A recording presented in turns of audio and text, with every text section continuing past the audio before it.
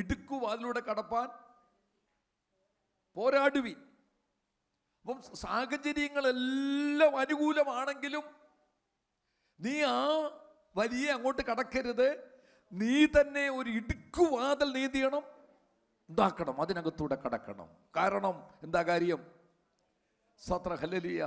ഈ ഇടുക്ക് വഴി കൂടെ ചെന്നിട്ട് വിശാലമുള്ള വഴിയിലേക്ക് ഇറങ്ങാൻ നല്ലതാ. പക്ഷേ വിശാലമുള്ള വഴി കൂടെ ചെന്നിട്ട് ഇടുക്കുവാതിലേക്ക് ഇറങ്ങുന്നത് വലിയ നമുക്ക് ഉൾക്കൊള്ളാൻ കഴിയത്തില്ല. സ്വർഗത്തിലേക്കുള്ള വഴി ഇടുക്കവും വഴി ഞെരുക്കവുമുള്ളതാണ്. അതുകൊണ്ട് അതിലൂടെ കടക്കാൻ നീ ശ്രമിക്കണം.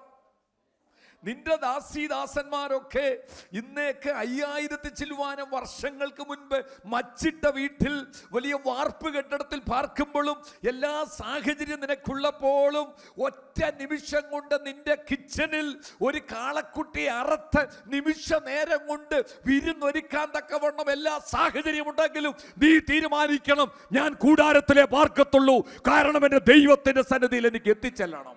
അതാണ് സാഹചര്യമുള്ളപ്പോഴും ഇടുക്കുവാതിലുകളിൽ കൂടെ കടക്കാൻ ശ്രമം. എല്ലാ സാഹചര്യം കാണും. മദ്യം ഉപയോഗിക്കാൻ, മയക്കുമരുന്ന് ഉപയോഗിക്കാൻ, എത്ര ആഡംബരത്തോടെ ജീവിക്കുവാൻ. പക്ഷെ നീയാണ് തീരുമാനിക്കേണ്ടത്, യഹോവ ഭക്തനെ തനിക്കായി വേർതിരിച്ചിരിക്കുന്നു എന്നറിവ്. അത് നമ്മൾ തീരുമാനിക്കണം. അത് ദൈവം സാഹചര്യം ഒരുക്കി തരും, നമ്മളാണ് തീരുമാനിക്കേണ്ടത്.